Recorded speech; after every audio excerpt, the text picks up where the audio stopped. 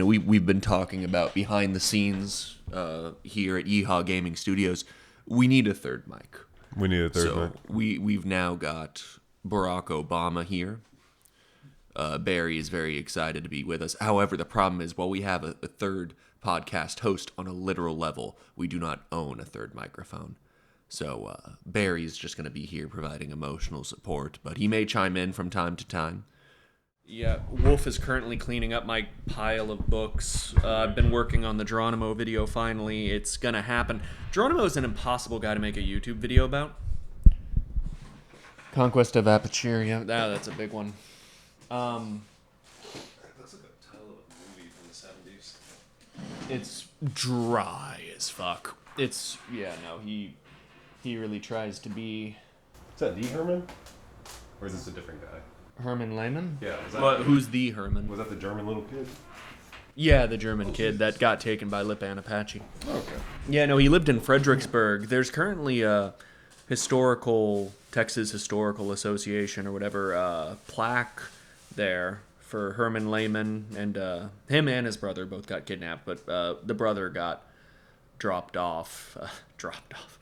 The Apache were like, all right, well, we'll drop him off. You want to expand on that? Well, no. What happened is they started being pursued, and the Apache would often drop the loot. You know what I'm saying? It's dead weight. And sort of complicated. It's very hard at times to really pin down why the Apache would kidnap kids as often as they did. Certainly on one level, it's like if you're a people that are under constant assault, you need to replenish your population. And also, who doesn't like having a slave around? But so you think it's like an Ottoman Janissary kind of vibe? Well, it's... I'm going to put it that way. Because a lot of them would be very adopted. So it's not for tribe. ransoms. Like Herman was very much adopted into the tribe. But is it for ransoms? ransoms? I wouldn't call him a slave warrior. Why did they do it though? Is it for ransoms? Is it for power, politics? What reason? A few reasons it seems like. I mean, sometimes it seems like they sort of did it out of fucking habit. Like Geronimo on his last, it is 1887 or some shit, and. The situation is desperate as fuck. There are 20 Apache and his little band of renegades, and they kidnap a Mexican kid, if I recall correctly. And that was in once they moved the wind, and even David Roberts was like, I don't know why they did this. It's I'm just trying to rationalize. Because it's you were desperate. The entire U.S. Army is hunting you. So why did you pick up another mouth to feed if you're not going to ransom it? It could have been that. That's actually not the worst idea. A sort of a drop the loot thing. You're being pursued and then you drop the kid and you keep going and that's got to worry about the kid. That's less worry, more food. I can understand it if they're trying to replenish their lines, but this is a nomadic herdsman, not herdsman, a nomadic horse person, right? They're not exactly designed to sustain their numbers unless there's a lot of them already. I'm curious, what was it seemed like a part of, I said, the kidnapping was so you could adopt more members into the tribe and keep your numbers up. Certainly, to some degree, there was, this kid can't really be an Apache. He's white or he's Mexican. Because I mentioned that one time when Geronimo broke back into the reservation to kidnap, not recruit, kidnap more Apache for his war effort. And he found I forget the massacre, but it was this ranch, and there were White Mountain Apache and there were Mexicans at the ranch, and there was one member of the White Mountain Apache and he was an adopted Mexican, and Geronimo was bring me my fucking skull calipers. I'm not sure this kid is Apache. So it's there was certainly on some level a genetic component, but it really seemed to be if you could prove yourself.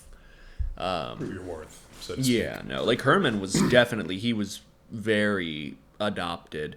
And there were levels to this, some kids took to it more than others. As you can imagine, a lot of it seems to be your predisposition. Did you have the warrior spirit? You see, that's the thing about me, Wolf. I'm a big guy. And I look angry all the time, so people don't bother me. But I feel that they can tell. There's something in the way I carry myself. I lack the warrior spirit, Wolf. I once saw you jump away from a bug. It was a scary bug, Wolf. I don't like a child. What am I, a warrior? I lack the warrior spirit. I also jumped from the bug. It was scary, but like I don't know, man. I mean, Oh, sorry. Do you mind saying something into your mic? Saying something into your mic? Yeah, I don't know. I just like I've always been a big fan of like the whole like debate about the modern warrior spirit and shit like that. I've always loved that because I've been surrounded by like turbo masculine people my entire life, right? So like it's funny to see it now. It's online. It's not just people I know, and like it's got to be the most annoying internet discourse whenever someone talks about what a big man they are. It's like if you're typing, it's already if you're saying you're a big man. You know, obviously that can take a lot of forms, but like if you're bragging about how manly you are, you've already sort of lost. If you're typing how manly you are, you've really lost with your gay little effeminate fingers. Little click clacks on the screen. Yeah, no. Oh god, what do you think? What do you think turbo masculine people will be like for iPad kids? What do you think they'll be into? They just fucking, I don't know, watch. Oh man, I was thinking about my first video about not my first video, but I think my first serious video about Roman history. What did they think of the Gauls and I think Carthaginians, the Punics? And I opened it accidentally, essentially doing the trad mask. That came from deep within you. Sorry. That was anyway. Drums and MIDI. Wolf's trying to show off how cool his big masculine burps are. Try to burp away from the mic. Anyway. Yeah. But I opened it up it was something about, I quoted some New York Times article about, you know, there is, like, it's hard not to make fun of masculinity discourse from either side. I hate to be such an aggressive centrist about it, but I am above this shit. Genuinely. Like, I don't... It's just as silly. It was some article about toxic masculinity, and I read it, and then I pushed my laptop off the desk, and then I opened Meditations by Marcus Aurelius of all fucking books, and then it was that quote. Stop arguing about what a good man is. Be one. Yeah, then you went which, to Twitter. To be clear, you had your marble statue for your Twitter photo, and you said like this is what a man does. I swear, I was the first, or at the very least, I was unaware of that phenomenon when I made that little bit. Like the Stoic movement and all that. Yeah, the marble statue profile picture, guys. These guys suck. And it's like it's sort of interesting that. I don't know. I feel like if you're gonna be like a little masculine keyboard warrior, like why these effeminate Romans and their farming? I'm with the Apache ideal of masculinity. Like the Apache would jokingly often refer to the Spanish and the Mexicans as the English and the Americans as like, oh, those are our shepherds. They raise horses for us. Like that sort of perspective. Like they do the work and then we fucking take it because we're the big bad boys. You know, farming in particular was considered effeminate. Like in Geronimo's autobiography, lots of Apache bands practiced some sort of limited agriculture, but it was not. It was woman work. The Aztecs were like that too, actually. Pretty based. The women labor. The general female labor for most of the time. Well, because it looks like a pain in the ass, fucking toiling in the fields. That's what the bitches be doing. I like the idea of like they're just like making the pyramid in Belize or wherever it is on the peninsula, and it's just a bunch of women making it while a bunch of guys are like, yeah, we're so good and strong, and it's just a bunch of women just back-breaking labor hauling stones from the earth. Like, I genuinely have no idea, like, what the circumstances for like the construction were. Like I know that like was it sacred and all that? Like, I don't know. I genuinely don't know. It could have been bitch work. Certainly the designing of it wasn't. I just want to probably. You know what? I genuinely don't know. As far as gender roles, pre-Columbian gender roles, it's messy. I'm gonna be modern. I'm gonna be a presentist. I'm not gonna be a historian. I'm just gonna say it. If you're moving large stones from point A to point B, that is bitch work. I'll be the one to say it. Like, I mean, it is. Historically, you're furthering the narrative of these god kings and their delusions. Like literally laying the stones upon which your children, or not your children, really, your enemies will bleed. I guess. Dashed heads. Mostly, like as far as like the cutting guys' heads off on top of pyramids, which was the Mayan thing. The Aztec, the Nahua, that was an innovation. That theatrical, the removing of the heart from the chest, which I just.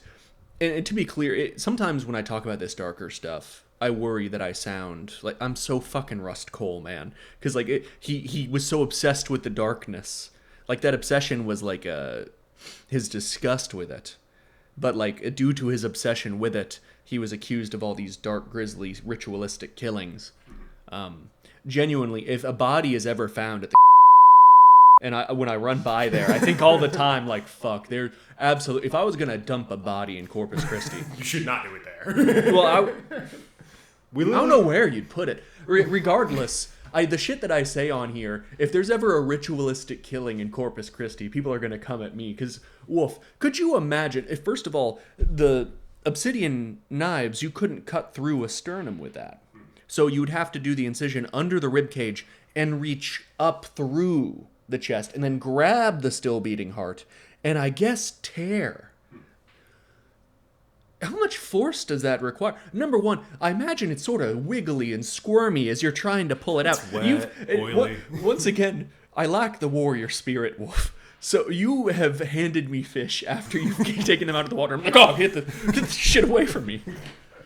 They're slimy. I think it'd be really slimy and hard to grab. Like, you probably have to, like, really do it once or twice, you know? Like, imagine if you missed it. Everyone is watching. You're on top of the pyramid. guys, it's my first time. It's slippery. Yakety sack starts playing. Okay. 100% a heart accidentally or a liver or something slipped out of a guy's hand and went down the steps by accident before he meant it to. That happened at least once. Oh, absolutely. Non-zero chance. It's just so funny that, like, the Nahua, because, you know, they were like migrating south into Mesoamerica. They were Chichimecs. They were these nomads further north. And first of all, that dynamic of like the flood of hard-ass nomad warriors, not destroying but taking over the civilized agrarian, you know, like city-states. It's interesting how that dynamic does occur even without horses. Because for some reason, I just imagine horses are a necessary ingredient. They must help. Barbarians and horses, just a match made in heaven. But anyway, I just love how they made it south and they introduced this really theatrical cutting their fucking or pulling their heart out thing, and the Maya were like, wow, what an incredible innovation. What if we applied this? Look at this culture, guys. Isn't it beautiful? It's called Xinyan. Yeah. This is like Aztec Xinyan. You know what's funny? I don't know if this was a broader Mesoamerican thing or just a Nahua thing, but I made a joke in my Fall of the Aztec videos where I was like, it was whenever Cortez was first shown into like the temple at the top of like the major pyramid, the Templo Mayor, and like the horror of it. Like their braziers with hearts roasting in them and like blood-stained altars. And Montezuma's like, yeah, no, what do you think of, like, the feng shui in here? Like, the way the energy moves through the room. That was genuinely, like, they would set up their city squares with this sort of concept of, not feng shui, like, obviously, but a similar sort of, like, the energy has to move properly. It has to be symmetrical, all this. We actually hired Screaming Eagle for this tapestry, actually. It's covered in blood next to them. Oh, God. I think the bloodstains really bring it together. Oh, God. I cannot fucking wait. I cannot wait until, like... Because I'm sure your viewers and you yourself are aware, there's like these periods you have for what you focus on, sort of a hyper-fixation, you could call it. You know, I cannot An artistic fixation? You could say that. Or maybe fixation. Change that. Maybe I'm mispronouncing autistic. I've only read the word, but continue. Sorry. I just can't wait until you get into fucking Mongolians, man. Some cool shit, some dope shit, bro. Like, think about this for a moment. There was a point whenever they took over China, did all that, became Chinese, and then fought the Mongolians again. Like, that's a thing that happened at one point. Oh, yeah, no, the Aztec would fight Chichimecs all the time. Yeah, but, like, imagine if, like, the Aztecs took over the Chichimecs, called themselves Aztecs, eventually decided to call themselves Chichimecs again, and then fought back again. No, what I'm saying is the exact same thing happened. The Chichimecs, the nomads... The badass warrior nomads, they came south, they took over the civilizations, they became the new head honchos, and, well, the cycle didn't repeat, right? Some other bad hombres rolled up. They're not sending their best folks. Oh, they're coming in their boats. There's this whole speech by, like, a Tlaxcalan, the allies of the Spaniards, whenever they were debating, should we join these weird fuckers? And it was like, their appetites are bottomless. They even were like, look at their giant deer, how much they fucking eat. Like cows and shit. Okay. Yeah, like why would we ally ourselves? Sup, gamers. I didn't hear Wolf here, and consequently I did not correct him. The giant deer to which I am referring, and to which the Tlash-Collins were referring, were the horses. Yeah, like why would we ally ourselves with these people whose appetites, like we couldn't feed them? I find that to be interesting. Well, I mean, like I like that idea of like a resource-based society because I mean, it just, I don't know, it always goes back to food. Just follow the food. That's all you have to really do. It's like, how did they preserve food, make food, consistently have food? I mean, you yourself talked to me about the Karankawa, how like they would follow buffalo in the summer, and in the winter they would come here for fish, and in the spring they would come back for fish because there's a spring run of fish. Like following the food is such an interesting concept to me because like as someone who likes culinary anthropology, that is what I always will go for. Like I don't care about the politics of it all or the names or the castes or whatever's influencing things way up here. I want to see the very basic foundation. I want to see the very beginning of Maslow and then define a civilization by that. You once made fried manioc, right? There's multiple names for it. That root. Yucca, yeah. Yucca. Cassava as well. I think it's delicious. Obviously, a lot of the reason the Spanish would have been hungry, right, when they were like doing battle against Tlaxcala, it was because, you know, they were on an expedition, and it's reasonable to assume they were hungry. But one thing that really sticks out to me in these conquistador accounts is I'm definitely going to have to double check this before the podcast goes out. But the Taino, the natives of the Caribbean, they didn't have corn. They didn't raise corn, at least. Fuck. They did grow maize. But their staple crop, apparently, was cassava, or yucca, or manioc. We're going to use all three terms interchangeably. And they mostly raised manioc. And they would make that cassava bread, right? Yeah. And that was usually what the Spanish would end up taking with them on expeditions, was manioc. Or and they fucking hated cassava bread so much. And I genuinely, whenever you made that fried manioc, and I had a bit, and obviously I wasn't mean, and I don't assume it was your own failure. It's just I can see why they didn't like it very much. It just tastes like potato with an odd texture, although it could just be taste. I like it, right? Just because, like, to get into food for a brief moment, if you picture a orange, you know how an orange has like a weird center part. The pithy part with that holds the seeds. That's like the structure of it, right? Well, for a manioc, I've never used that term. It's interesting. You have to trim out that inside part. Mm-hmm. So like what you're left with is quarters or eighths of a really hard, crystalline structure. And that sounds like weird and sciencey, but I'm not joking. Look at the center of one. You'll see the crystal structures in it. They form. They form like a protein, and or the structure of like a protein, right? And you can mash it like potatoes. Potatoes are very floury, and they're so homogeneous. They don't have that kind of structure, and if they do, it's very, very small. You can still see it if you cut it in half. So it's like technically these aren't all the same, but one of them's more like a sweet potato, one's more like a potato. But they're delicious. It has this glassy structure when you deep fry it, right? Like it is so hard, and the inside is so fluffy from that weird striation muscle-like pattern. It's delicious. The issue with as an American getting them is that they have to be thank you I have to buy ones that have been coated in wax, because like the way that you coat apples in wax and all that, you have to coat these in wax so they don't rot very quickly. So you don't know it's rotten until you break it in half. And the one that I bought, the one that you saw, was 3/4 of the way rotten, and I had like 2 ounces of it available left to cook, and that's what I cooked, because it's like little potato pieces. It's delicious, but if it's not cheaper than potatoes where you live, because of subsidization, then don't get it, But if you want to try a new delicious food item, boil it until it's completely cooked so it's not toxic anymore, and then deep fry it or air fry it. So I'm sure that cassava can be... The impression that I get with cassava, because considering like the root vegetables of the New World, potato is so SSS tier that it's not even close. Just a genuinely God tier. Produces more food. Oh yeah, it doesn't just produce more food. I mean, once again, it could be a matter of taste, right? But it tastes better as far as I'm concerned. Like you're describing a root vegetable that introduces all these problems. Well, here's the thing. And also a potato, you eat the whole fucking thing, no problem. Think about where is the food coming from. The Yucatan Peninsula is going to have different tubers than Peru, where potatoes came from. So all the tropical varieties that came up, those aren't going to grow. Well, that's what I'm saying. Is the impression I have with cassava is that it's just hearty as fuck. Like, Yeah. in sub-Saharan Africa, it's very popular. Are you familiar with fufu? No, what is that? Fufu is like powdered dried cassava that's been pounded and cooked.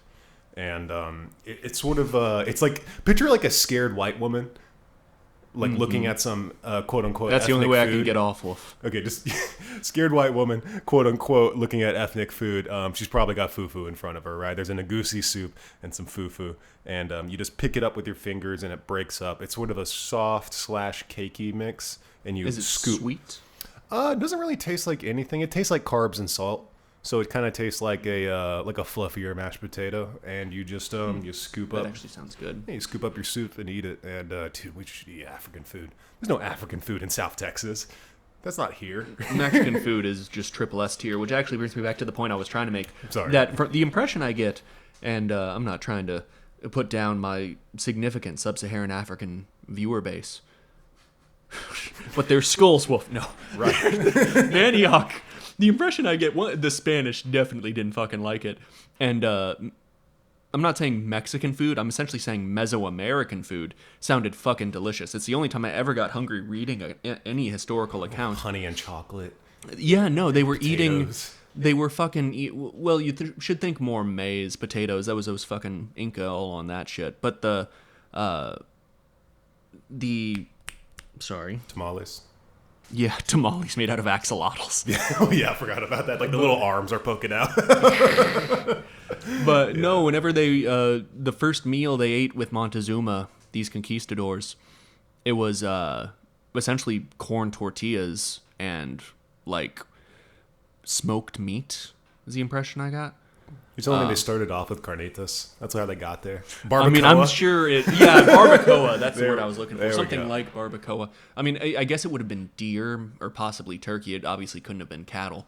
But yeah, no, like it sounded fucking delicious. And it's like if all I've been doing is living on this boat or like roughing it through these mountains, because you know, if you want to go from the coast of Mexico, like Veracruz is where they landed, to like the central valley of Mexico, that's a walk. shitload of mountains. Yeah, no, it's rough walking, and all you got is casva bread and salt pork, which I looked up. Salt pork, I was like, maybe that's good. I like Slim Jims. And then I looked up Townsend's, right? Yeah. Yeah, I looked up his salt pork video, and it looked disgusting. Like, Yeah. it just essentially, it looked like it would have the texture of raw pork. I love Townsend's, but he has a nice positive sheen over the historical foods and whatnot. He'll wax poetic for 22 minutes about a roast onion. You know, honestly, YouTubers' advertisers' guidelines, this is really just heavily implied, but you got to be a swell guy. I'm not saying Townsend's is a swell guy, because I've before differentiated between actual, like, good guys and swell guys. You know, swell guys are, like, smiley, and they're, like, you know. This is what my dad would call a good old boy. Well, good old boy. I wouldn't say all good old boys are swell guys, but many of them are. But regardless, Townsend's, he just seems like a nice fella, you know. Yeah. This tri-cornered hat. You can't. I was gonna say you can't look villainous in a tricorn hat, but that's absolutely not true. I disagree with yeah, you. I was gonna say it's sort of like the pirate look. What year is it? Yeah. Oh, speaking, here's your Karankawa anecdote. Let's a hear new it. one. Let's fucking go. I think it was Laffy, the pirate. He set up on Galveston Island, and they kidnapped, I believe it was just one Karankawa woman. So the Karankawa were like, obviously, that's like some fucking foreigners in a big boat. And, you know, they take your woman. That's the ultimate insult. So they assembled to rescue her. And Laffy had a cannon. And as far as I can tell, this is the first time the Karankawa had to deal with a cannon. I see. It didn't go well. It didn't go well. It didn't go well, no. Yeah, Lafitte, if I remember correctly, is one of the most famous pirates in the Gulf Coast. I don't think he died there, unfortunately. Yeah. Should do a video on Lafitte. I don't know. After I'm done with Geronimo, the point is just finishing Geronimo. It's such a fucking mess. Here's a single story. Can you hand me, please, Once They Moved Like the Wind? It's one with a ridiculous amount of colored tabs. Now, you may be wondering, it's the one on the bottom. Yeah, there.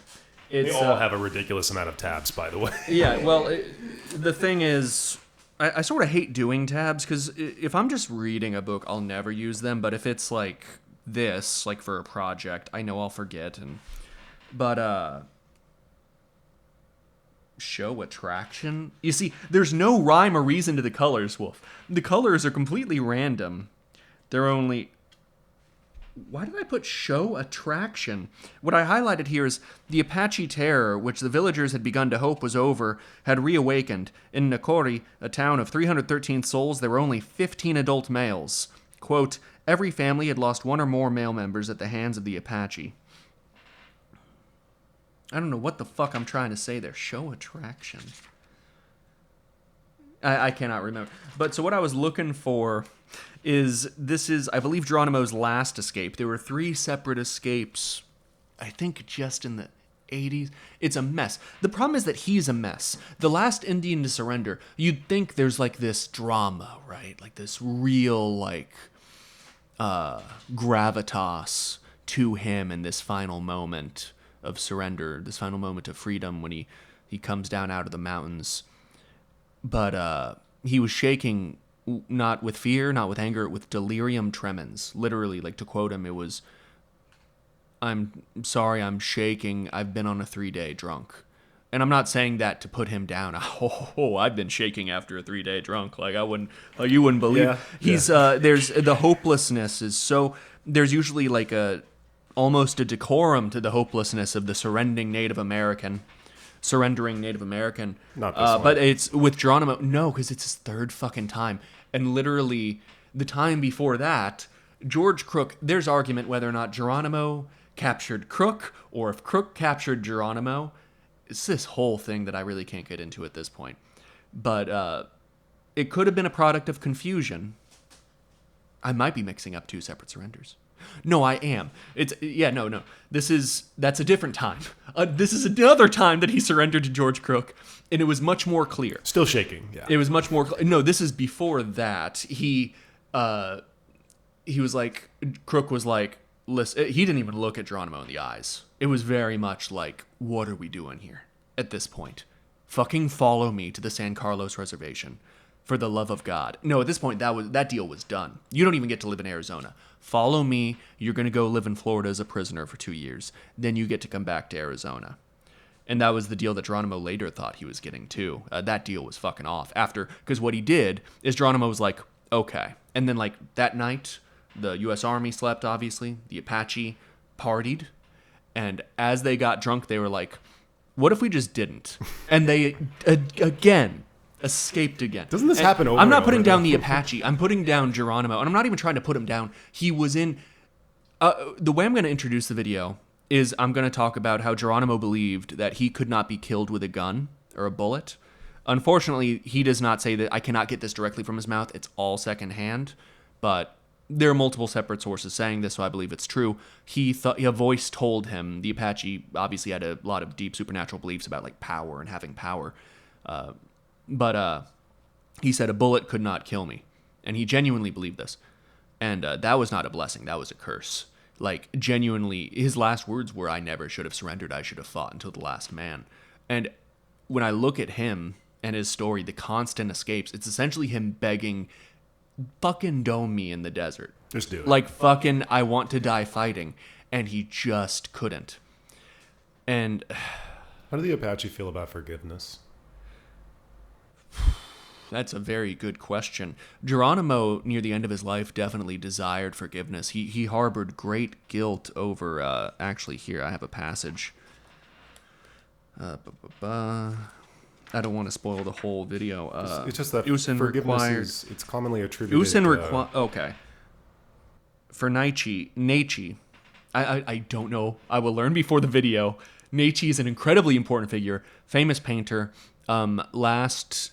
chief of the Free Chiricahua. He was the son of Cochise, close friend of Geronimo. Geronimo wasn't a chief, an important thing to note. Naichi was. For Naichi, once converted, faith was a clear light, and for 20 years he rose in church and testified with an unconflicted heart to the bounty of a Christian God. For Geronimo, with his itch to understand the cosmos, the strange God of the Bible was an idea that must be plumbed. His utterances, as he puzzled over Jesus, reveal no simple piety, literally me, but the flickering shadows of doubt and wonderment. Quote, is that all I have to do? He asked one missionary. Just believe. Usen, the Chiricahua Apache god, required more. Much of Geronimo's anguish had a moral root. His dreams were haunted by memories of the killing he had done, particularly that of white children. It's Well, to be because I like that little note by David Roberts, particularly of white children. He felt a little less conflicted about the Mexicans, but well, yeah. but quote. Often I would steal up to the homes of white settlers and kill the parents, he confessed in an unguarded moment. In my hatred, I would even take the little ones out of their cradles and toss them in the air. They would like this and would gurgle with glee, but when they came down, I would catch them on my sharp hunting knife and kill them. Now, he added, I wake up groaning and very sad at night when I remember the helpless little children. The Apache, as well as basically all Indians, genuinely had a love for all children. It's so cute. There was this bit, I was reading the account of this painter that painted Geronimo. He describes, like, every time you could hear a horse, Geronimo would get up and he'd go look out the window. Constant paranoia. He was constantly paranoid about being put in a prison again, you know. And he sort of was, obviously, when he died. But he was not in a cage. He wasn't behind bars, which surprised that painter when he visited him. But that is one nice thing about Geronimo, that he didn't have to die like that. Because he's a figure... In the beginning of Once They Moved Like the Wind, David Roberts says that he was a hero. And that's not the approach I'm going to take. Geronimo wasn't a hero. As most of the living Apache see him today, so this narrative attempts to paint him as one of the heroes of American history. I don't think American history has any heroes, to be quite frank with you. But... Part of your optimistic outlook on life. Yeah. Here's a line I put in the script. I wipe my ass with your legends. Because that's just the way that I am. Here's a quote this is from a very critical article that is on Gistor that you can read. It's from Savage to Saint, a new image for Geronimo, and it talks about his rehabilitation. Because Geronimo was, at best, during his life, regarded as this really morbid, sinister curiosity. You know? The equivalent of, like, if we captured Osama bin Laden, and there was a controversy, by the way. The U.S. Army apparently called that mission, the SEAL Team 6 mission to get Osama bin Laden, they called it Geronimo, and there was like controversy. Like, one of Geronimo's descendants were like, this is so disrespectful. It's like, I thought it was disrespectful the way they made him a prisoner. And all like, what are you talking about? Geronimo was an enemy of the American government. That's his entire story. Well, not his entire story. He was also an enemy of the Mexican government. But he was a renegade. You know, arguably one just fighting for his people. I think he was just too hopeless to fight for anything. He just wanted to die out there free. But, I don't know, he's a complicated figure. But, quote, unfortunately Geronimo lived too long. He should have perished. This is meant to be sarcastic, to be clear. He should have perished in Mexico, fighting valiantly beside his men. Since we've been at such pains to make a superhuman out of him, it is disturbing to learn that he spent his last years raising watermelons and vegetables, that he became a public spectacle at fairs and conventions, selling his signature for 25 cents or $1 if he could get it, that he sold his shirt buttons to the people who flocked to see him and carried a supply with him to sew on between stops, that he died of pneumonia brought on by lying out all night following a big drunk. That's, once again, from Savage to Saint, a new image for Geronimo, which essentially argues Geronimo's image was rehabilitated by fiction because he became the subject of so many, like, Western novels, you know. And that it's not based on any historical reality. I think it's America likes a bad boy, you know. I don't know. I definitely don't share the perspective. I don't write about heroes. I don't do hagiographies. I don't write about great men. And Geronimo wasn't a great man. He was very complicated. A great warrior who often was fighting for his people. And that's, you know, he was always fighting for his people, but except for, I think, at the end, he was creating problems for the Chiricahua. The Chiricahua were all put on a train and shipped east. They all sort of became prisoners. More prisoners. As a direct result? As a direct result of, I can't remember if it was the Indian agent at the time I can't remember if it was Crook at the time. No, I think it was a fucker after Crook. It doesn't matter. Whoever was in charge of the San Carlos reservation, he sort of took the position of we're just sheltering and feeding and protecting a bunch of little Geronimos. Like the position eventually became with the Apache, like they're just gonna keep leaving the reservation and causing problems. And when I say causing problems, I don't even mean killing white settlers. I mean killing Mexicans. Like Geronimo would make a beeline towards Mexico every time. You mentioned that, yeah. Yeah, no. He also because it was safer. At one point when they were trying to capture Geronimo, there was a standing. At this point, Crook. I'm sorry. I'm just going on, and I'll just say the whole video if I tune in for the goddamn video whenever it gets here. He's working hard on currently. Thank you, Wolf. Currently, also you've been talking to me about this guy for 6 months, so. Well, it's nice. I'm actually making progress, and I just want this shit to be done because eventually I felt more conflicted about. I think I talked about that in the first podcast. I don't want to present this complicated figure, this nuanced portrait, because people don't want nuanced portraits. They want, is this a good guy or a bad guy? Is he on the Avengers? Or is he not on the Avengers? Since when have you ever cared what people want with the aggregate of all people? If you were talking about the last Native American to surrender, Twitter people, it's funny how that term totally changed. Twitter people are going to come and they're going to be like, oh, okay, so that's why we had to do it to him. Because Geronimo was a bad guy. But Geronimo was put in a position where that was really his only choice. I've seen your work. I've seen your research. I've seen the way that you approach things. You've seen my colored tabs, which have no rhyme or reason. I've seen your colored tabs in your book scattered across my floor. I genuinely don't think that's something you really care that much about. Like, I think you care more about how you're going to make it happen more so than how Twitter people are going to react. Stoicism people, what daily stoic shit. Yeah, that guy's opinion. It really fucking matters. That guy. That dude is working at a 7-Eleven right now. Yeah, that's a real important figure. I don't know, man. At the end of the day, I can't make stuff for the lowest common denominator. Why don't I go try to teach elementary school kids about the nuance of Geronimo? You could. I mean, you'd probably... No, you could. To DEI. You could to not. DEI, I'd say. But like, no, I would say DEI or whatever. To just be like, this a hero of the West. Not a hero. Anti-hero at best. Just, he's too... You cannot kill that many fucking Mexicans. You cannot... It's a lot of blood. Yeah, no, and to be clear, he was a human being, and he felt clearly very, very bad about a lot of what he did, and who wouldn't? You know,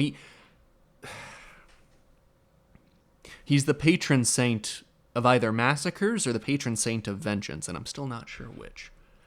He did perform miracles. He was a medicine man, Wolf. I don't know. So I'm thinking about this. I liked when we were talking shit about Manioc. Manioc. Sorry, I'm just thinking, like, you don't have to put this in. I had to write an essay for something called The Tragedy of the Commons. Mm-hmm. And The Tragedy of the Commons is... Go ahead and look it up. I don't want to, like, explain the whole thing, but, like, sure. Basically... I can Jamie that shit up right fast. Yeah, The Tragedy of the Commons is, like, a finite resource accessible to everyone will eventually lead to the limiting and then destruction of that resource. And therefore the destruction of the entire group, right? Oh, I like this. Yes. So this is the AI, so the machine says... This is just the investigative. clanker. The concept that individuals acting in their own self-interest will eventually deplete a shared, limited resource, leading to its destruction for the entire group. Coined by Garrett Hardin in 1968, it illustrates how the rational pursuit of personal gain can lead to collective ruin. Yeah, no, he seems like this man's got it. There's a specific thing I wanted you to see in it. This is one of my favorite concepts ever in externality, which is to say something that happens to you whether you wanted it or not. Once this resource is possible, shared resource over pollution is... Okay, yeah, so this is the solutions, right? The solutions is just various forms of, like, people can't have too many kids. Stuff can't be private and some can be private. It's very much like the idea is that there has to be, like, a change of who we are as a people, the way that we fundamentally view emotion and each other and all that. And so what's interesting is in this, he was working with the idea that overpopulation would ruin the world. Overpopulation was a really common topic in the late 60s, early 70s too. I mean, you've seen Soylent Green.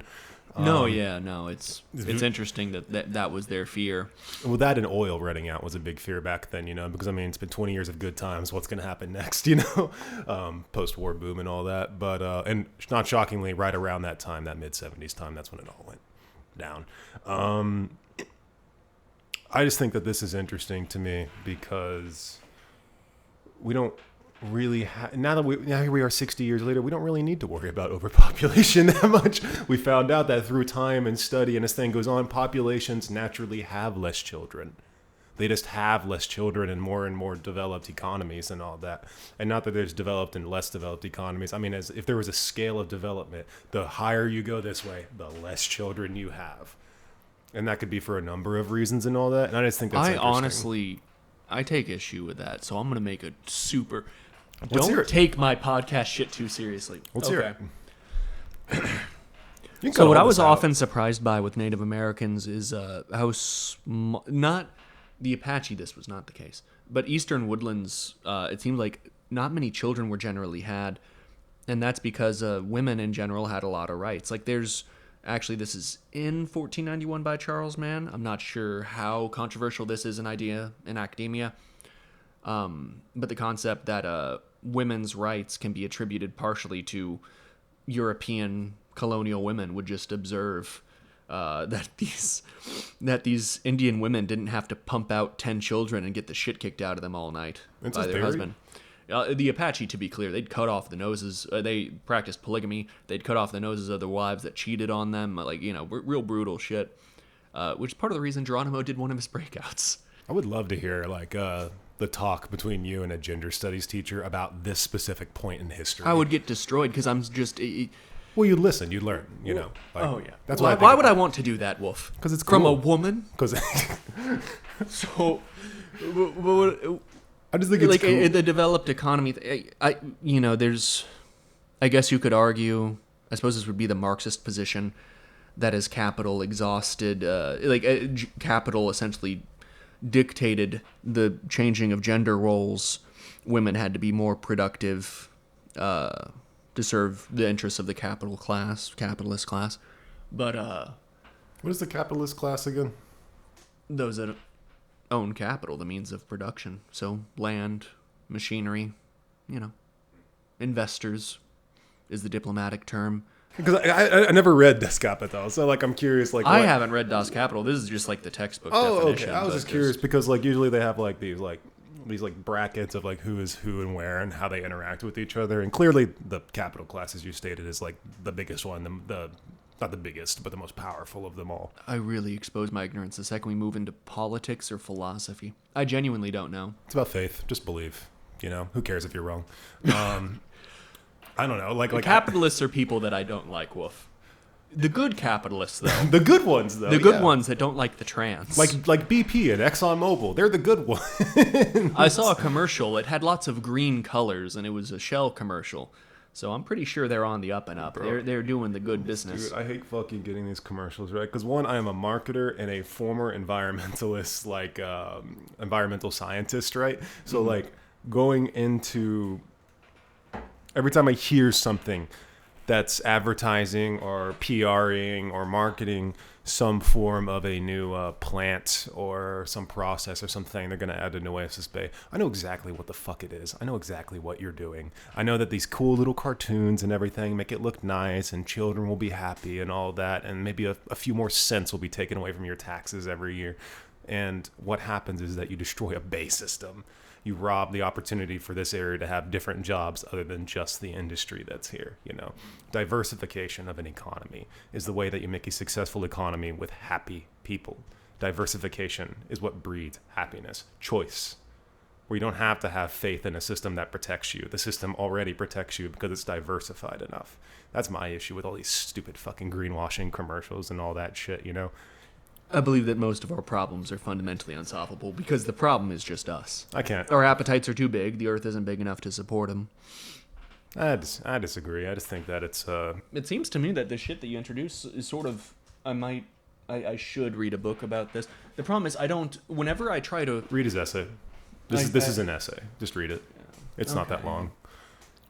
As long as you know how to of course you do. You've read historical shit before. You know how to read Whenever I reports. unmoor myself from these whenever I stop getting in this very literal world of this happened and this happened and this happened, and whenever I get completely into the world of ideas, it just all falls apart in my hands. Well, I'm too messy. Well, you have to have my some spaghetti brain. You have to be willing to let yourself sound like a fucking idiot. Once you get past that, you're good. No, I look back at some old videos and I'm like, man, I'm real good at that shit. I put on an old video, I don't remember which one it was, like, and you were on the couch, right? And you were like, stop, no, Wait, don't what? play this video, no. Hey, which one was it? I don't know, it was one that I liked. It was like one that you hated at the time, but I liked. It was like top 5 failures of the CIA or something like that, right? Oh, yeah, no. It's just back then I was like, I'll read 2 books. Or 3 books? No, I read 3 books. I read Legacy of Ashes, and then Poisoner in Chief, and not The Search for the Manchurian Candidate. It was Trying to Make the Manchurian Candidate, the nonfiction one. You're such an optimist. I love it. Good. What do you mean? What's optimistic Name about the it? titles I'm of those just 3 rubbing books impaled again. The titles of those 3 books. Legacy of Ashes, Poisoner in Chief. Well, they're about the CIA and the hunt to create the Manchurian Candidate, something like that. What is the Manchurian Candidate, by the way? Like, So that was a book from the 50s that sort of helped create this mass hysteria during the Red Scare. I tried reading it, boring as fuck. And also it was fiction. I was like, I don't need to know the cultural context that much. See, I'm just curious because I just heard about it for years. It's like a reference I've heard, but I don't know anything about it other than Manchuria. Well, basically it's this fiction set during the Korean War, and don't quote me on this plot details, but the basic premise is this American POW was brainwashed. I think he was captured by the Chinese or the North Koreans or whatever, and they used their dirty pinko brainwashing, and they made him like a guy who could be activated. It's essentially just the premise of brainwashing, like our modern concept of, well, not even a sleeper cell so much. Like he didn't know he was an agent. He returned to the U.S. and then like he was activated, and then he tried to kill the president or somebody like that. And basically, this fiction partially convinced the dipshit CIA that this was very possible. It was this. And this that's a sleeper Catholic agent, by the cardinal. way. Is that the... You're describing like to a T a sleeper agent, someone who doesn't know that they're a person until they hear a phrase, and then that phrase makes them go kill the president. Okay. Well, to be clear, that's not a real thing that exists. It's I a hope thing not. the CIA made up. Unless I'm one, I don't know. But the fucking... I don't know why I said that. I'm like, why is my character so crazy? I'll just say sinister, crazy things. Oh my god. But yeah, no, it's this was part this as well as this cardinal that, commies didn't care for the religious structure, whatever. And Power to the people, not I think the it was Cardinal Mindszenty, actually. He was in Poland or whatever. He said some anti-communist shit. They captured him, tortured him, and they made him go on TV and say, I love fucking... How am I forgetting his name? It's the actual... Motherfucker, the guy. I'm going to leave all this in to humiliate myself. Sometimes our brains just cannot find the word. Leave a comment below if you believe the brain worm has taken over DJ PC. My conditioning prevented me from Lenin. Motherfucker. Vladimir Lenin. That guy. Yeah. Vladimir Lenin. I'm pretty sure he was a vampire of some sort. He looks like a vampire in every photo. Regardless, they made this cardinal get on TV and be like, I love Lenin, I love Stalin, I love fucking stars and sickles and all that shit. And the CIA was like, my God, they brainwashed him. The reality is they beat the shit out of him and were like, go on TV and say this. And he was like, okay, if you stop hitting me, I'll do it. Like, it was just garden variety. Beat the shit out of a guy and starve him and freeze him until he'll say what you want. They thought that he was convinced, and they've observed, look at how dead his gaze is and how monotone he is, because he'd just been tortured and shit. Like, it is genuinely just so gross what the CIA was like. Like, Operation Midnight Climax was the thing in San Francisco where they got this fat, greasy fucker they had to essentially sit behind a two-way mirror, and they had prostitutes lace drinks with LSD, and they'd have their John drink the LSD, and then they would observe him fucking. And, like, it...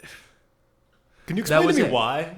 Because this guy was absolutely masturbating behind the two-way mirror. I forget his name. He was a real greasy, gross motherfucker. Literally it? It was just I guarantee he was. This is all conjecture on my part.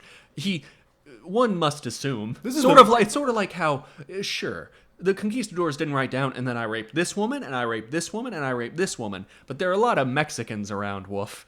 And I don't know how much of this was consensual. Well, when you put it like that.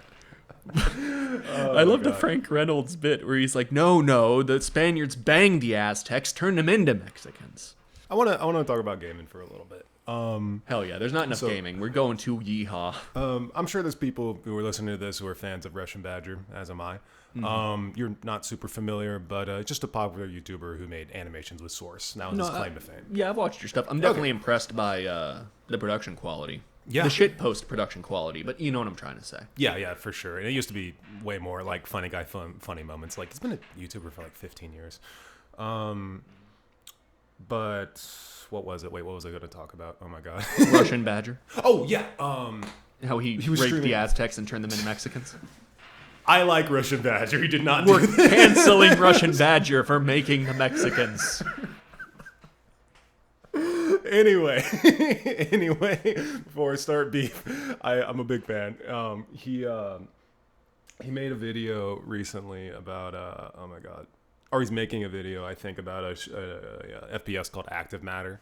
And I sent it to you, and of course we realized we can't play it because it's like open beta. Only like streamers and people with keys can play it. They're closed beta, yeah. That's it, closed beta. Gaijin, I've been a good boy. How dare you? Did they also make like Warframe? Is that No, they made War Thunder. War Thunder. Okay, you're right. That's what it was. Yeah, I get them mixed up. There's some snail logo. I get fucked up all the time. But Active Matter made me realize that like FPS is in a good place right now, which is a controversial opinion. I think the toolkit that we've developed to create FPS shooters over the past 20 years has left us with the ability to make cheaper games that play fun and more expensive games that play terrible, like, and everything in between. Like, we have the ability to create destructible environments, and like, you know how people reference what is it, like Red Planet, Armageddon, Guerrilla. People reference Red that. Faction. Red Faction, yeah. I loved that game. But like, people still reference this game in terms of destructibility in an environment like it was the God game. That game was almost 20 years ago at this point. And like, only now are we starting to see more commonly in FPSs destructible environments with the finals. Of course, you could count Battlefield 4 and 1 and all that, but that was like sorta like not really fully destructible. Everything was still in a skeletal framework everywhere. So like, if that wasn't what they were going with like movement and new ideas, new settings and all that. And yet we're not doing that. You know, we're going back to history. We're not opening up sci-fi concepts anymore because apparently if Halo is doing bad that year, no one's going to make a sci-fi FPS shooter. Like every year for the past 15 years. Exactly, which is why you don't see a lot of sci-fi FPS shooters. And whenever they are coming out, they're kind of fun. Small, but fun. Like for me, like I like 3 FPS shooters a lot for completely different reasons. I love Titanfall 3 for its movement and its innovative... Wolves from an alternate dimension where the world is much better than ours. The Titanfall 3? Go on about Titanfall 3. I'm so sorry. I'm so sorry. I really wish I lived in that fucking world. Titanfall 2. And 1, but mostly 2 is what I'm talking about. But like introducing movement and an interesting gameplay loop that was fresh and continues to be fresh a decade later. It's oh god, is Deep Rock even an FPS? I guess it technically is. Yeah, it's an FPS. Deep Rock, for a similar reason, amazing gameplay loop, fun, scalable difficulty that truly scales in a way that feels relevant to how you're playing. Combine that with procedural generation, so every time you play it, it feels fresh. Like, we had a conversation one time. Procedural generation sucks. You're not a fan of procedural generation. I understand that Deep Rock Galactic, I'm guessing it was made by a smaller team. Yeah. Like, I understand it's... Go shit games. It has a place. I understand that people like roguelikes. But we were talking about... we were talking shit about this Lord of the Rings game, The Mines of Moria, which is ass. Don't play it. It's awful. And I complained about the procedural generation of it. And Wolf took the position, like, we were talking about, like, what would be our fantasy game of this, like something involving the Mines of Moria, because it's a scene we both like a lot from the movies and books.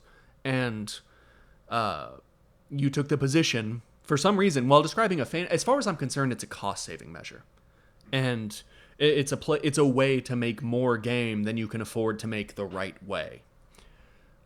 Once again, I understand other people have other opinions that are wrong, including you want the Mines of Moria game. I want it to be a roguelite. That's the term I found out. I've been researching terms to actually say them correctly. I want a roguelite. Oh yeah, no, sorry. Yeah, you know, roguelike is a little more. and I think the term sort of lost meaning, but I'm sorry. Continue. And as a fan of Deep Rock, I'm about to really show my cards. But like, I like the idea of like opening the elven door. You see the dead dwarves, and then it's. Again, I'm just recreating Deep Rock, but like it is a infinitely complex labyrinth of dwarven history and rot and ruin combined with these like goblin creations everywhere and these packs roaming around. It doesn't have to be procedurally generated. In fact, I don't think it really needs to be, right? But I think that would assist keeping it fresh in the player's mind. But just a roguelite going through the mines of Moria, trying to go as far down as you can fucking go to get like what is it, Mithril? Just trying to get Mithril. Like, what if the goal of this game was you're a band of rogues trying to get what little Mithril you can get without getting killed by the Balrog and by legions of goblins and all of that, you know? My headcanon for Lord of the Rings now is that Mithril comes from its Balrog shit. It's like the how Spice is worm shit in the Doom universe. Dune universe. I can't remember exactly what it was. I think it was like the cracks where God struck that became Mithril. I can't really remember. Yeah, see, that's incredibly fucking Tolkien. It's so sick. It's so hard, man. Tolkien famously hated Dune. But honestly, I'm gonna get flamed for no, this. like for this is what I'm. The reason we both like the Mines of Moria is due to just the vibe of it. Right? It's the sinister, the entropy, ancient mines, these abandoned mines. That's why I like Fallout. And like it's, to me, it's just handcrafted will always beat the shit out of that just every time. And I understand why it's small. Like the Lord of the Rings game we're talking about that sucks ass. Yeah. It is procedurally generated, and it feels the way procedurally generated worlds just about always feel, with very few exceptions. And those few exceptions, they're not exceptional enough, if that makes sense. I would call Deep Rock but it feels it is an exception, but once again, it doesn't feel exceptional enough in this regard. Like the procedurally generated shit, it just feels like a bunch of boxes stapled together, and it is really that Mines of Moria game really has that vibe. If it was 2016 and we were talking about No Man's Sky, I completely agree with you, and I'm about to boot it up. Actually, I was going to play that game this week because they're marketing it again, and apparently it's better now. I don't, because we both were on that train. I revisited it. No, I remember our mutual friend Reagan. He was really into that game. Yeah, well, he was really excited for it, and I continued to say, and I hate being like, I was already a clever YouTuber who knew, but genuinely, before I had the channel, we were in fucking high school, and I was like, no, it's like, do you give a shit about Elite Dangerous, Reagan? And the answer is no, because it's going to be a similar deal. Like, it's not obviously not the same, Elite. but it's, you know. Oh, I love Elite so much. If you want, you cannot make, it is, I guess, maybe Star Citizen by its completely different method of funding. You know, if it's going to happen, I hate to sound like I'm optimistic about Star Citizen. I'm not optimistic about anything. But I know nothing about Star Citizen. Literally, the way that games are funded, the way that studios are organized, it's not possible to make the galaxy-wide game that is fun. And like I revisited No Man's Sky. Reagan, of course, you know, his stance once No Man's Sky came out, it was the same as everyone else's. Like, what a mess. But not just the that. Sticker. Do you remember the sticker? Sticker? Okay, so in every copy of No Man's Sky, on the back of it, it would say multiplayer, online, and all that. There was a physical sticker that said single player on every copy of that game. That was over the multiplayer thing? Oh, yeah, because that ended up being a scam. Or completely untrue. Yeah. You could just stumble into each other's worlds. It was the main selling point. Procedurally generated, space, play with everyone. If I remember, that's like a third of your value is just gone. It's just gone right there. So it's procedurally generated and it's in space. A lot of shit is. Like, there's a lot more interesting sci-fi games. If you're into exploration, there's better games. If you're into fighting creatures, there's better games.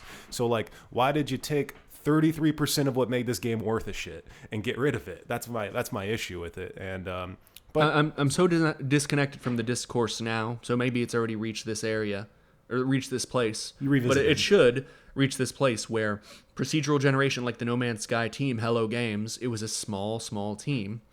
And they were selling that bullshit that fucking Todd tried selling himself. With procedural generation, we've created a world that every planet feels new. And it's like, the dirt is red here. Who gives a fuck? It's just... It's like Minecraft. The appeal of Minecraft isn't exploration. So it's fine. The procedural generation is fine. The procedural generation has a great place there because the point of Minecraft is taking whatever the world spits out and making it your own. It's the mining and the crafting, not the exploring. And essentially you're using the same tools that were used to create Minecraft, that same concept, but an exploration-based game, a universe to discover. And there's nothing to fucking discover. See, that's might as well pick a direction and walk in Minecraft. There's nothing to find. Well, that's where I disagree, right? Because that's one of my favorite things to do in Minecraft and Elite Dangerous is that I love the exploration factor of it, right? Like, there's a whole concept in Elite Dangerous, right? Like, you can pick classes, like who you want to be, like a warrior. Do you want to be a transporter? Do you want to be a navigator? Do you want to explore the stars and map the physical universe? That's something you can do. I don't know if they changed it. My recollection was you have to sort of start out just being a space trucker. Oh yeah, you have to make money first off. Yeah, that's just like, okay. So the thing about like space simulators, right, is if you're not a simulator player, there's already going to be a barrier, a really big barrier to cross. But once you're past that barrier, you have to decide, is this the kind of simulator I like? I really like Elite because it was the first game that made me feel like I was truly a pilot in space. Like, I am moving in three-dimensional space. I have a fuck ton of hotkeys that are all key to do something very specific for a specific flight pattern to kill a specific ship with specific weapons. It was complicated. Sorry, I had something in my throat. It was complicated. It was difficult.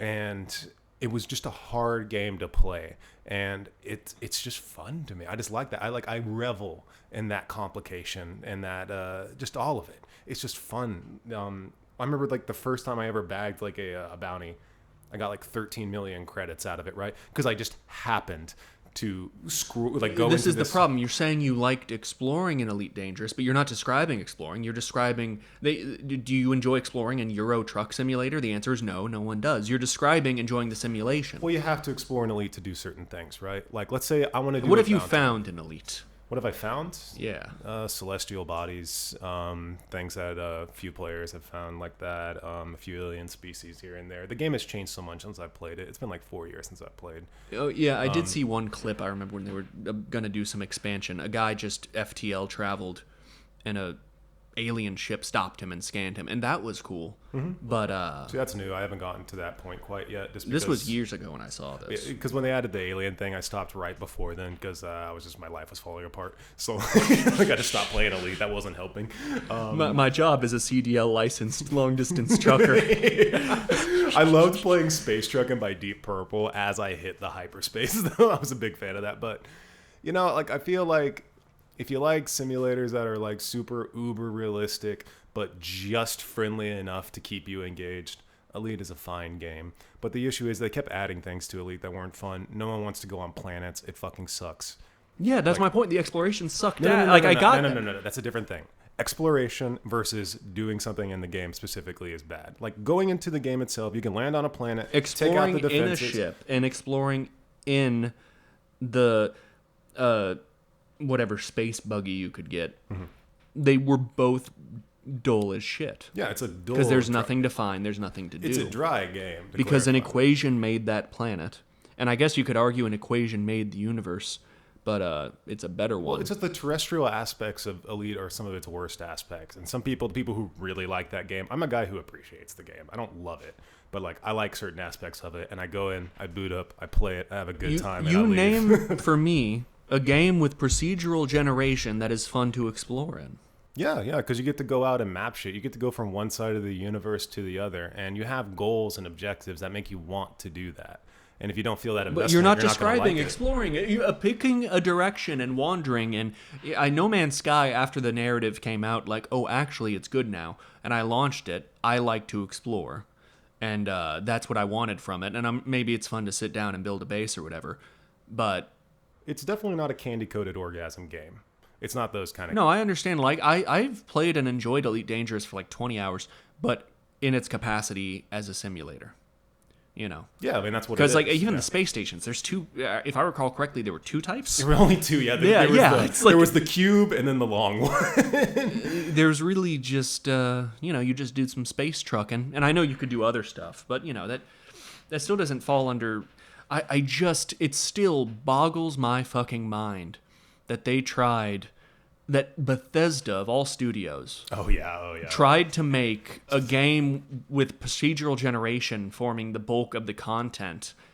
Just nothing to do I still there. haven't played it, and you have to realize I'm probably the most optimistic gamer you will find. I will find any reason to like something. I don't need reasons to not like something. There's numerous. So like, I'll just find reasons to like something. And I have not played Starfield yet, and I will play that one day, and I'll come back to you and tell you my honest to true blue opinions about it. Because like, Elite is a simulator game, and I understand that. Like, not liking Elite is completely fine. I've dealt with Elite haters forever. Elite Dangerous had something. It had the simulator shit. It had really, genuinely, I love the sound design, man. When that real thunk whenever you really like hit it into FTL. It's You know what a fuel rat is? no. So like whenever you're charting a star course across like a certain portion of the galaxy, like let's say I bought one contraband item and I need to go as far as possible without hitting a spaceport, because if I do, they'll scan me, realize I have contraband, take all my shit, find me, and I won't have any fucking money, and I'm stuck in this system doing bounty huntings until I can leave to the system I wanted to go to. Mm-hmm. So like one time I was traveling and I realized, I was like, oh shit, I need fuel, can't go buy fuel, what do? I'm running out of fuel. And I just went on Reddit and I contacted a fuel rat. A fuel rat is someone who's willing to come up to you and give you fuel. A physical person. And they came up, they gave it to me. I was like, I'm a new player, don't have any money, can you help me? And they were like, yes.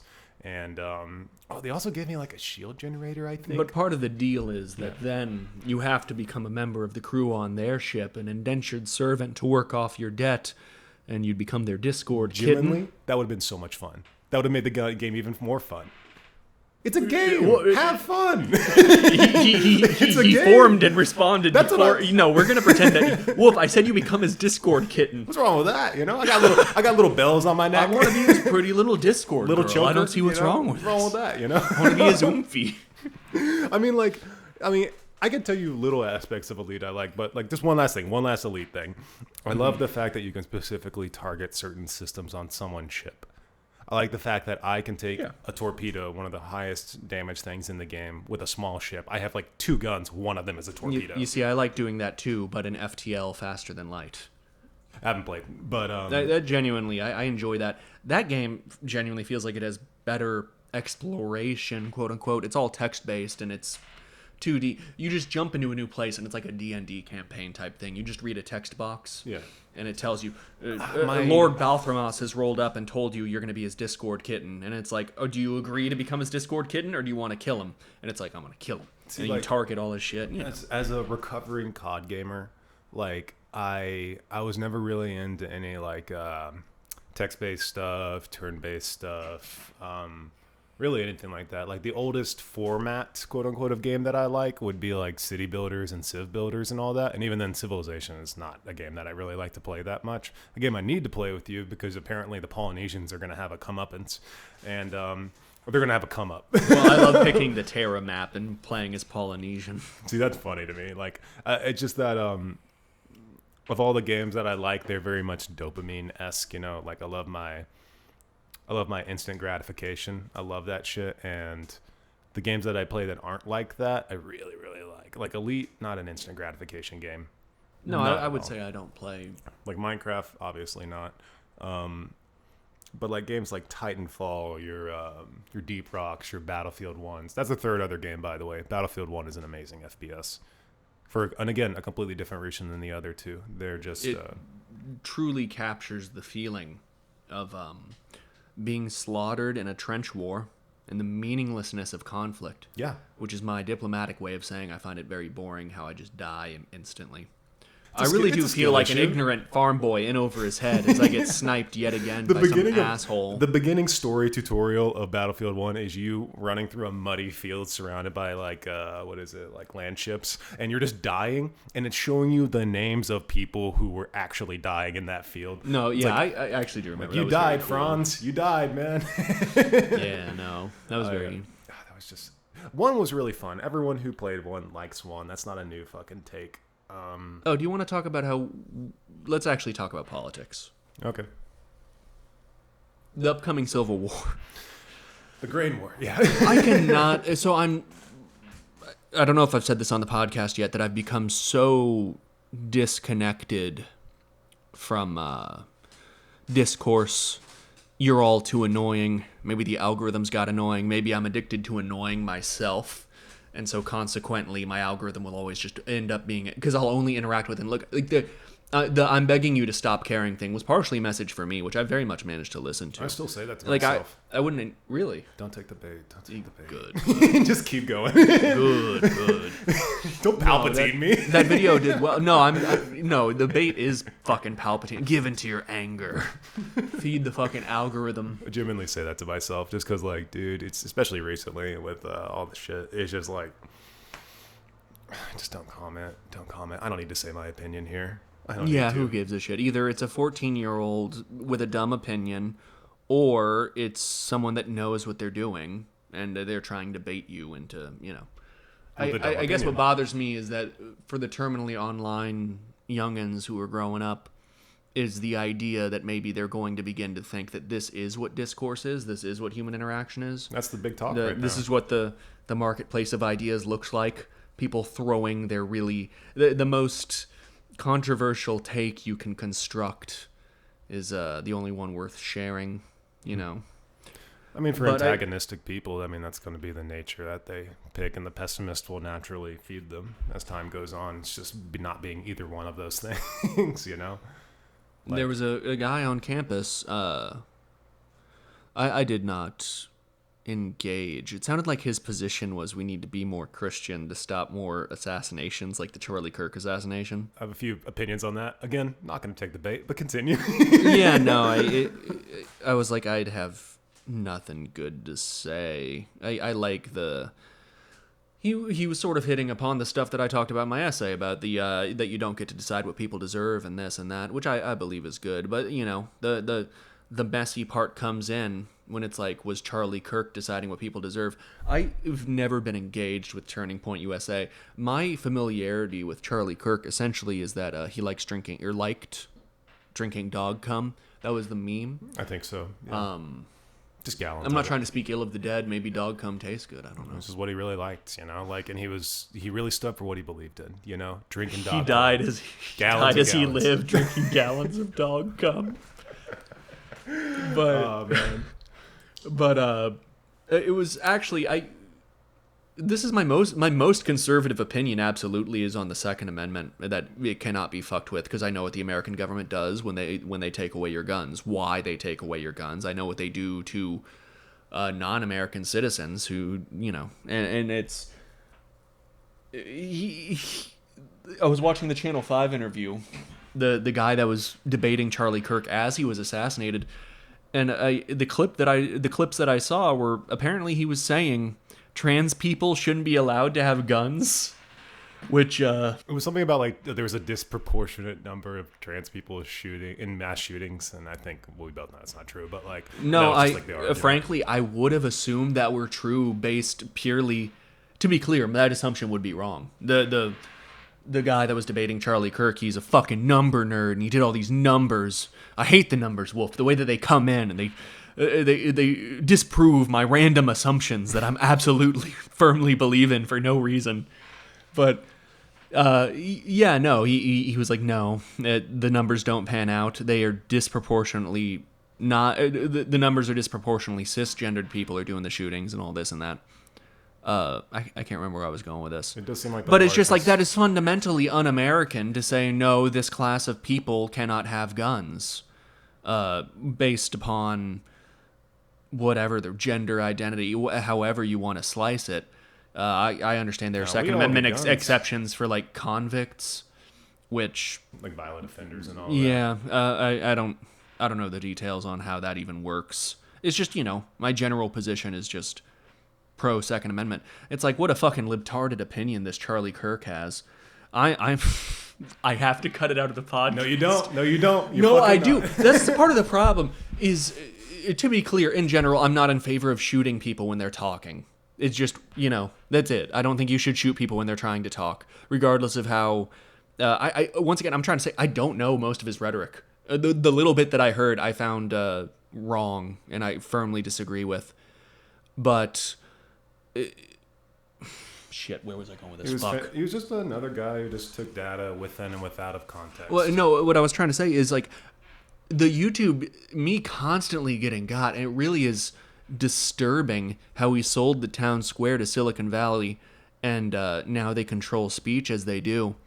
What bothered me about the guy on campus taking this position was he's like, we need to have more Christian politics, and essentially his position seemed to be, if our politics were more Christian, then they would be less violent. Yeah, the army Obvious of martyrs. the absurdity. The army of martyrs will make this place less violent. It'll make it less violent for sure. Yeah, that's the ideology I want to take. Yeah. Obviously, I know too much history to be like it's something people call themselves whatever they want, but regardless, political change. The idea, the point of democracy, republicanism, any of this, is that you can have political change that is non-violent. But it what I talked about in that When America Has a Caesar video, people are losing faith in these systems to enact political change. Mm-hmm. The reason Trump won a second term is because the Democrats tried to run a zombie. They lied and said that he wasn't a zombie for years. And then when they found themselves up shit creek without a paddle, because they tried to jam as much Adderall up his ass as they could, but still he couldn't fucking talk. So once everyone knew about their lies, and it was like, oh, it turns out these aren't just clips that Fox News is pulling. Mm-hmm. This is genuinely a man that cannot govern, who has been governing for the past few years. Whatever, who cares? Here's this lady that no one has ever fucking liked. This former California prosecutor, like, it doesn't sound great when you say it like that. That's what fucking happened. Trump's second term is not a product of a white supremacy or this or that. It's a product of a completely incompetent and evil Democratic Party that cannot govern, that does not want to govern. I believe they are controlled opposition. We simply need an actual left-wing party. That's it. That is the solution to all these problems. Once we have an actual left-wing party, kills me. Yeah, I know. I don't know. Naturally, I could be over-assuming how much people want left-wing politics. When I'm saying left-wing, that is such a broad thing. It's not. But whatever the fuck this is, the Democrats aren't left-wing. They're the conservatives. They are the party of, let's keep doing what we've been doing. And people are not satisfied with what we've been doing. So you're saying that conservatives are like modern progressives and Democrats are like more traditional conservatives? To be clear, I'm not saying Democrats are the real racists. That is not, No. No, the position that I'm taking is that the Democratic Party is the pro-establishment party. Fundamentally. Mm-hmm. Let's keep doing what we've been doing. Maintain the status quo. Yeah, they are the party of the status quo. And I'm not saying Republicans are cool. But they are advocating for change and reform, just awful, awful changes. So they're progressive but awful. We are progressive. We are progressing towards camps.